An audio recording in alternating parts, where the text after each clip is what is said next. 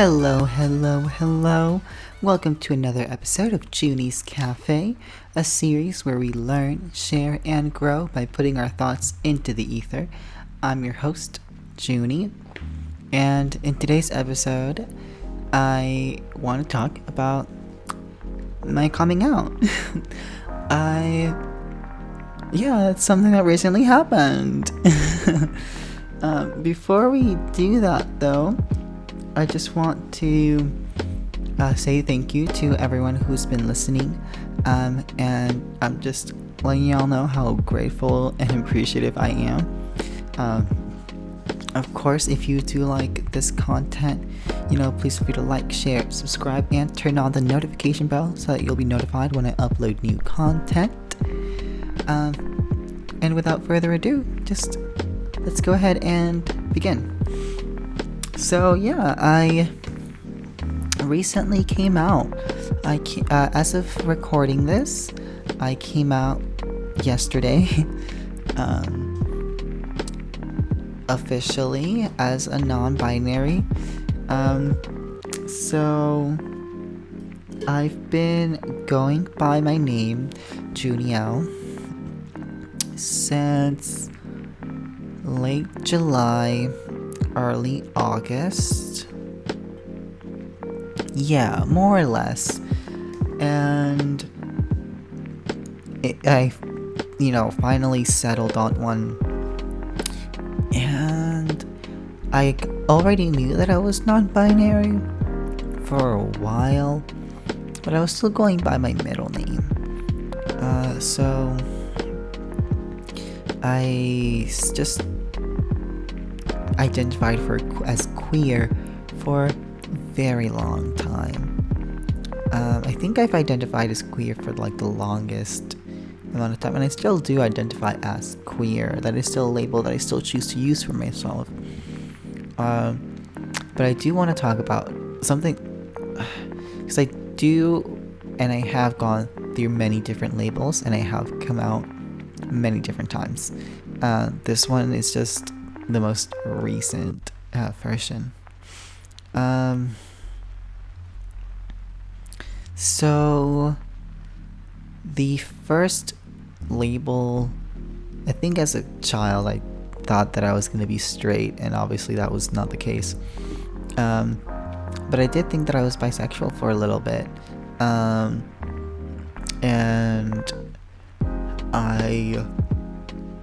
I was like, yeah, I'm bisexual.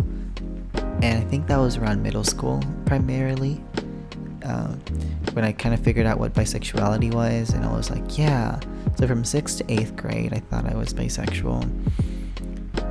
And that's what I did. I just came out, and I didn't came out back in middle school, but I told myself, I convinced myself that I was bisexual until I moved from Puerto Rico to Texas. When I was in Texas, I met this girl who I will forever be grateful for. I haven't talked to her in many, many years, and I don't think she'll listen to this, but if she does, then she'll know who she is. And she was the first person I ever actually came out to. And I came out to her as gay at the time, and it was the first time I actually ever said that or identified as gay. And it was because I had a crush on a guy, and she was trying to figure out who my crush was, and she was doing this thing where it's like, is it this girl, is it this girl? And I was like, no. And she was like, is it a guy? And I was like, oh. I was like, are you gay? And I was like, yeah. And she was really cool about it. She was really respectful. There are some things obviously that she was ignorant at the time about, and I'm sure she's done the growth more than likely, but I wouldn't know. Again, it's been a while since I've talked to her. But at the time I was very extremely shy, and she really did help me take me out of my shell when I was 14 in a brand new city no friends. And I am eternally grateful for what she did to me. I remember shortly after I came out to her as gay, I was like, well, I might not be gay. I'm bisexual. And she's like, no, you're gay. Um, and I was like, okay. And of course, you can talk about how like that is kind of problematic, but like that's not what the point of this episode is. Then I think from 14 until I was 16, from 14 to 16 I identified as gay, and then I was starting to like realize, I think when I was like around 15, I started thinking about like the label. Even before then, I like, as soon as I had come out as gay, I was like, am I gay though? A part of me at one point thought that I may have been asexual. I thought I was like hetero-flexible. There were many labels that I kind of just pondered around my head, and debated using for myself. So when I was 16 and I started going to a GSA club that was started in my high school, I finally settled on just labeling myself as queer. It was the perfect label for me because it was nothing. It meant everything and it meant nothing at the same time. And that brought me so much comfort. And when I first came out to my sister, I remember that I didn't really use a label for her. With her, I think she was like, I think she asked me if I like guys, and I was like, yeah, I have liked guys before. And she was like, do you like girls? And I was like, yeah, I've liked girls before in the past as well. And yeah, so when I came out to my mom, and my sister was there as well, and I had already talked to my sister at that point, I told her that I was queer, and my mom, I'll be quite honest, the initial response that I had from my mother wasn't necessarily the best, but, and I'm only I am not bringing this up due to any sort of resentment or to call her out or be like, oh, my mother's problematic, because it's not the case. This is just my story, and it does need to be told so that I can get the whole message.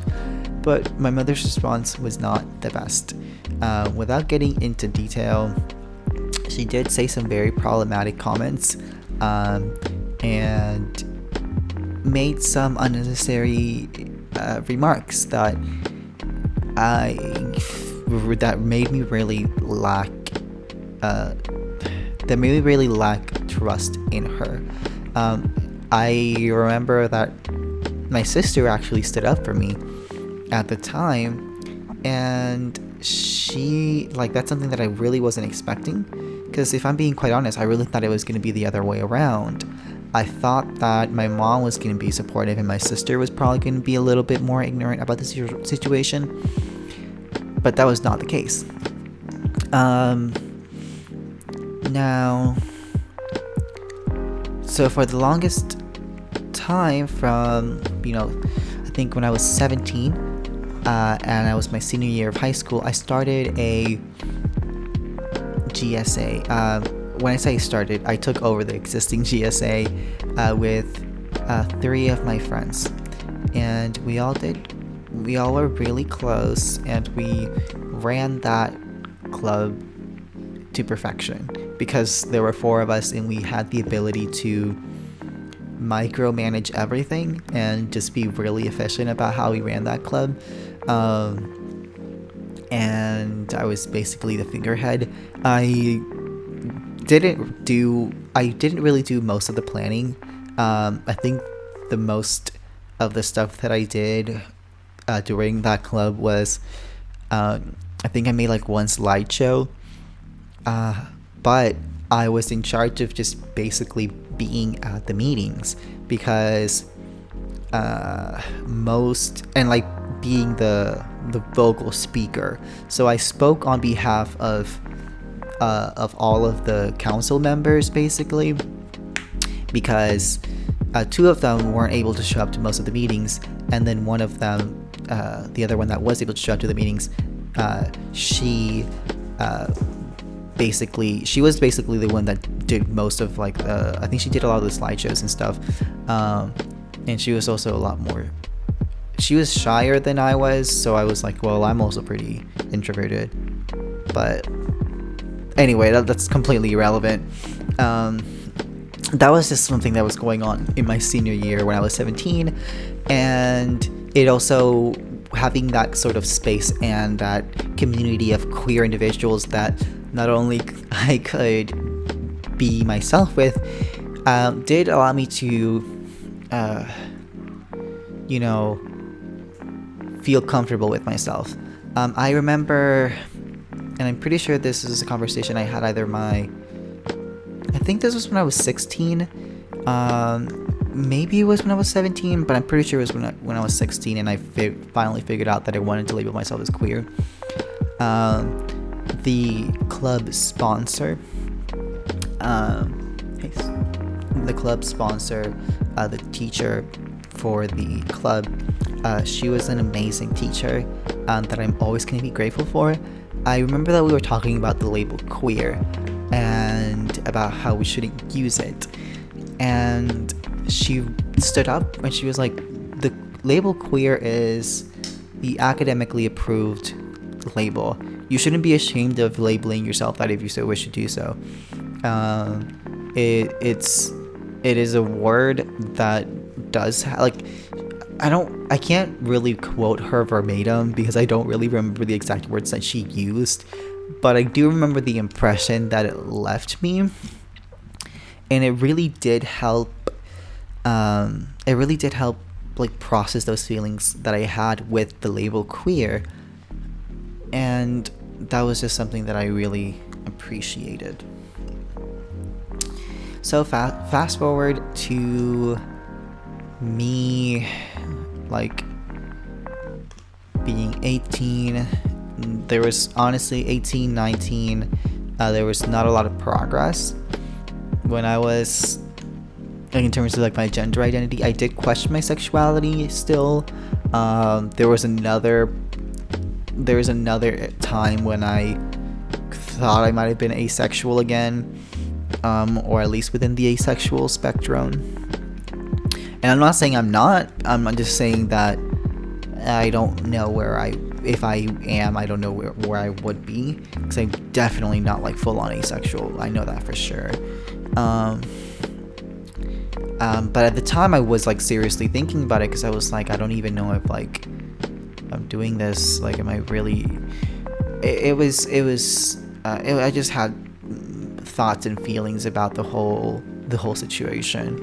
And then of course there were some experiences that made me feel that way that I obviously don't want to get too into detailed out.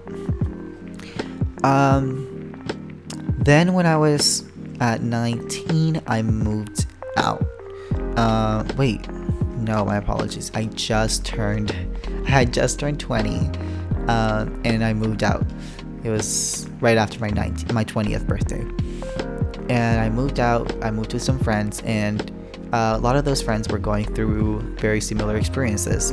They were discovering their sexuality, their gender identity, learning more about who they were. I had originally, when I moved to this city, I currently live in San Marcos, Texas, a college town. I had made some friends, and a lot of them, I thought, a lot of them had introduced themselves to me as straight. I'm pretty sure out of the friends I currently have that I would call my friends, I think only 2 of them are straight, like proper, like straight and cisgen, like cis het people that I can name off the top of my head. If I'm forgetting about you, I'm sorry.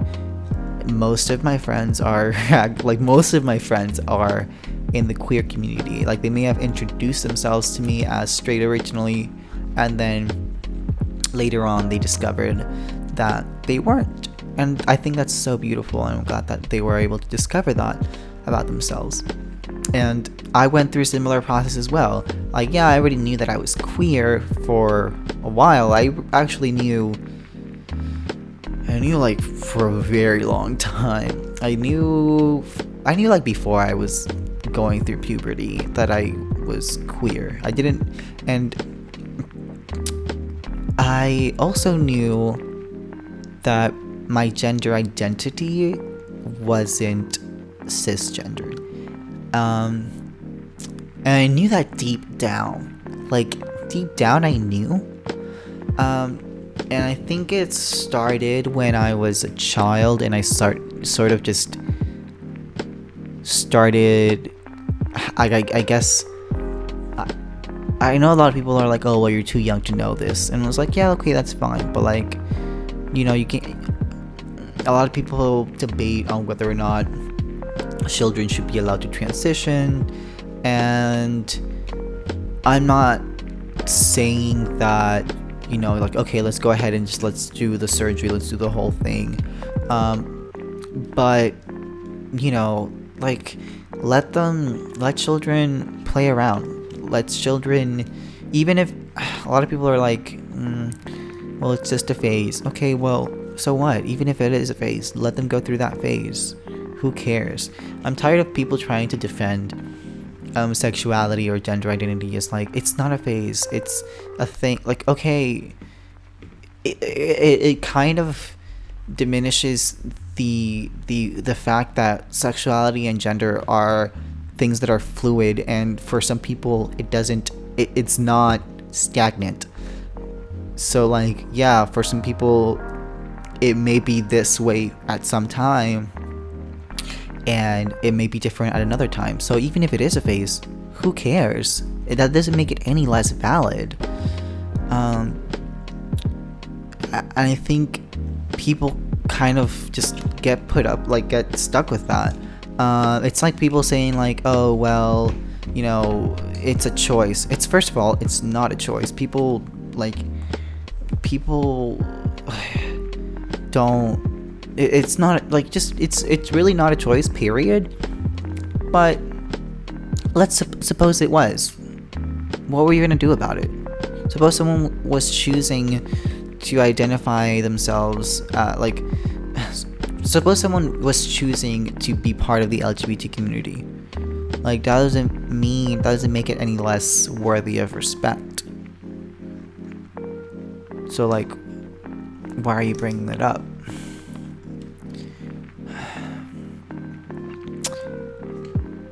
And yeah, so all these types of thoughts are things that I've been thinking about, and the thoughts that I was thinking about for like a very long time.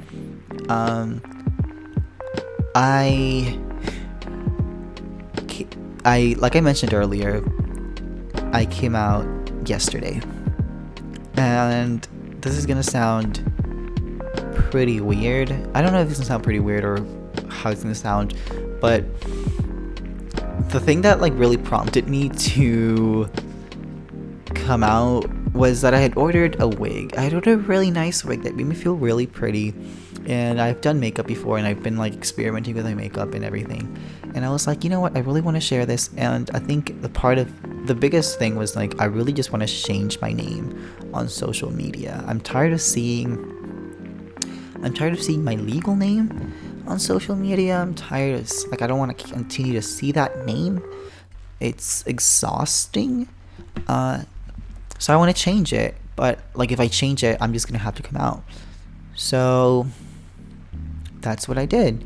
I was gonna do it Friday night, but I chickened out, and so I didn't do anything. I put on my makeup, and I put on my wig, and I dressed up real nice, and I felt good. And then I went to bed, and the next morning I did it all again. I put on my makeup and I put on my wig and I felt really pretty and nice. And then I uploaded a thing on Facebook so that my family would be able to see. And I uploaded on Instagram as well because I love the attention. And also just in case, so that all my friends would be able to see it as well. And the response was overall positive. And I need to point this out that I am extremely lucky and extremely privileged to have gotten such an overwhelmingly positive response. Even if, sure, some of the way that people may have responded may have been a little ignorant or may have lacked a little bit of knowledge in terms of the insights of the queer community. It how do I explain? It still doesn't discredit the fact that it was an overall positive experience. And I'm just really grateful for that because a lot of people don't get that.